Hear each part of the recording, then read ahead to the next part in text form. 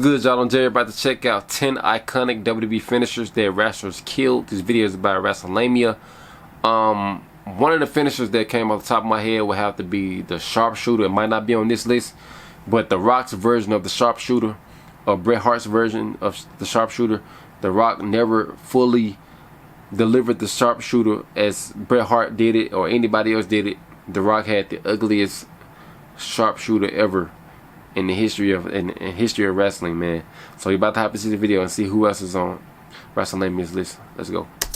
In modern day pro wrestling, it is extremely difficult to come up with a new, exciting and innovating finishing move.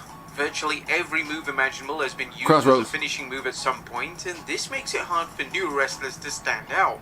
It's also a major issue that moves everybody used DDT, iconic and protected 2 decades ago, are now seen as transitional moves.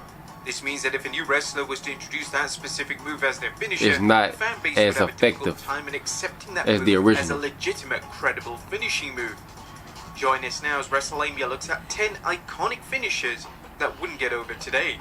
Be sure to subscribe and hit that notification bell for daily wrestling. The DDT got to be one. On Facebook for exclusive one of them. DDT, the DDT, the super kick, Number 10, maybe the powerbomb. The sleeper hold is one of the most well-known submission moves in pro wrestling. The hold was used by legendary Rowdy Roddy Piper as a finisher, and there have been a number of variations of the move used as a finisher over the years. Well, Piper is probably the wrestler most associated with the move, maybe him and Ted DiBiase. In modern day WWE, the move is often used as a basic submission hold in a match, and is even used as the standard rest hold, so the wrestlers can catch their breath and even communicate when it comes to upcoming spots. If a wrestler was to reintroduce the move as a finisher today, it'll be extremely hard for fans to invest in the move, as repetition of the move has been butchered over the past 2 decades. Notably, Dolph Ziggler attempted to introduce the move as a secondary finisher around a decade ago, but it sadly struggled to get over. It wasn't before long that Ziggler retired the move as a finisher. Number 9, belly to belly. It's unlikely that a belly to belly suplex will ever become obsolete in wrestling. The move looks good and is considered relatively safe. However, a wrestler using the move as a primary finisher ever again would be a Bailey did it. Bailey used it as a finisher. Used as a finisher when Bailey decided to use a move and rebranded the Bailey to belly. Her version was perfect for her character, but she quickly realized that when she changed gimmicks, the move didn't really work well the name of the move. She switched to another finisher. Character outside of the hugger. If the move was to be introduced as a new finisher, then a modification of the move would be needed, or ultimately the move would fail to get over with a modern day audience. Number 8, KO Punch. When the Big Show introduced the KO Punch as a finishing move, it was a bold yet smart choice for the former champion. It goes without saying that a 7-foot-tall, almost 500-pound man punching an opponent is a surefire way to win a match and obtain credibility. But the problem is that the move simply wouldn't work for anyone else. There are obvious question marks surrounding how the move doing it as for Logan Paul and Floyd Mayweather and all them boxers and stuff like that. Due to punches being a very standard part of any modern WWE match, if the move was used as a finisher by a new wrestler, fans would have no idea it was a finishing move. It took some time for fans to accept the move as Big Show's new finisher, and it had to be presented and protected with care and diligence. There is no way a wrestler in modern day WWE would be able to get the move over, and we've seen examples such as Lacey Evans with the women's right, and as expected this move looked completely flat upon execution and nobody took it seriously. Number 7, the Worm. The Attitude Era. Can't nobody do it like Scotty 2 Hotty. Finishers were able to get over with the audience. The Worm was a finisher of Too Cool member Scotty 2 Hotty, and the finisher, whilst entertaining and always delivered a huge crowd reaction, it's a rather lackluster move. The move is basically a bulldog followed by a funny dance, only to be followed up by a fist drop. The move was perfect for the respective time, and we saw when Scotty used the move in the Ruthless Aggression era that fans weren't as keen on the infamous move.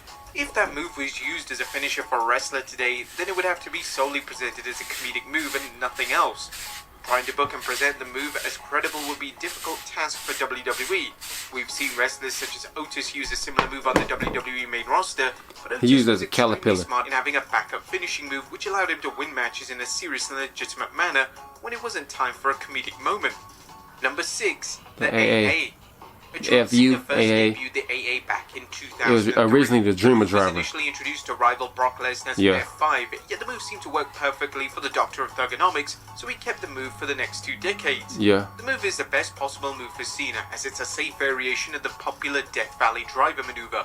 If Cena was to retire the move and a wrestler from either the WWE main roster or NXT started using the move, it'd be unlikely that the move would ever receive a substantial reaction. The move is firmly associated with Cena, and if anyone else began to use the move, it would look kind of awkward, and it would forever be compared to Cena, which is something a wrestler would always struggle to overcome. Number 5. The big splash. Everybody's seen it. Every big guy does that move. Previously a smart way for super heavyweight wrestlers to deliver an impactful finishing move. Wrestlers such as Mark Henry and Viscera both use the move as a finisher, and was a great fit for them as they managed to make the move look devastating. The move was also used by the Ultimate Warrior, and his version of the move worked because he was able to get significant height on his leap, which made the move look awesome upon execution. The big splash, similarly to other moves, has become a staple of matches, and the move is seen as a transitional move from one move to the next. If the move was to be used by a wrestler today as a primary finisher, then a noticeable modification would be needed to be implemented. This modification may come in the form of delivering the splash from the top rope, or it could be something brand new and unique. Without this modification, the move would struggle to receive a reaction, as the fans would be left underwhelmed and very dissatisfied. Number 4, the figure 4 leg lock. In terms of famous finishing moves, the Dolph Ziggler did it. Is no doubt one of the most celebrated and widely known submission-based finishers. Triple H, Shawn Michaels. Is mostly associated with the Nature Boy Ric Flair, and Flair has won Charlotte. titles She with does the the figure 8 though. WWE have had a difficult time in giving the move to anyone else, as fans just seem to reject the notion of someone outside of Flair delivering the move. When Flair passed the move on to The Miz, fans loathed the idea, and it didn't help that The Miz's execution of the move was incredibly clumsy. WWE would even attempt to give Flair's own daughter Charlotte Flair the move, and Charlotte made the sensible choice of offering a modification and variation of the move, as her finisher is appropriately named the figure 8, and it sees Charlotte push up into a bridge for extra leverage. This has managed to work, and the move is seen as one of Charlotte's more superior moves, and this is predominantly down to Charlotte's unique and memorable approach. Number 3, the leg drop. Hulk Hogan is the leg drop, one of the most protected finishing moves. But you got the diving leg drop as well. Drop, whilst basic as a finisher, was given credibility thanks to years upon WWE protecting it caused Hogan so much pain and the move is used wear and tear on his body. Move in most matches, and the idea of a wrestler using the move as a finisher is very hard to comprehend. Unfortunately for fans of the dreaded leg drop, the move is just too basic to be a modern day finishing move, and whilst the move may work if a super heavyweight was delivering it as a finisher, it would still be a tough task to ask fans to accept and react positively to the move being delivered.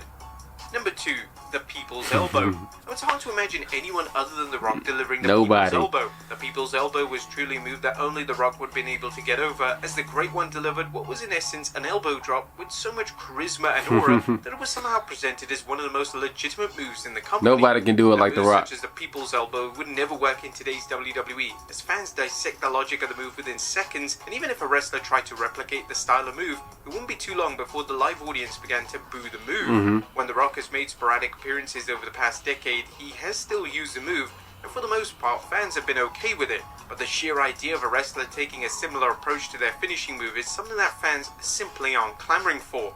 And number 1, Sweet Chin Music. One of the most overused. Nobody can use it. Super kick is definitely overused. A super kick can be found in virtually every you never call it the Sweet Chin Music unless it's associated with Shawn Michaels. Finishing move would be difficult to pull off.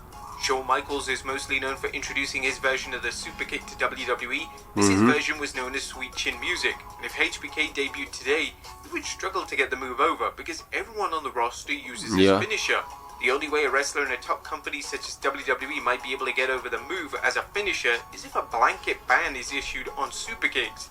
If super kicks are then exclusively kept, everybody uses a super kick now. A wrestler may have a small chance super kick, a spear, move back to its former DDT. Glory. There you have it, folks. 10 iconic finishes. Alright, y'all, great video, man. Let me know down below in the comments of what y'all thought of my reactions to this video. Like, comment, subscribe. But till next time, I'm out. Peace.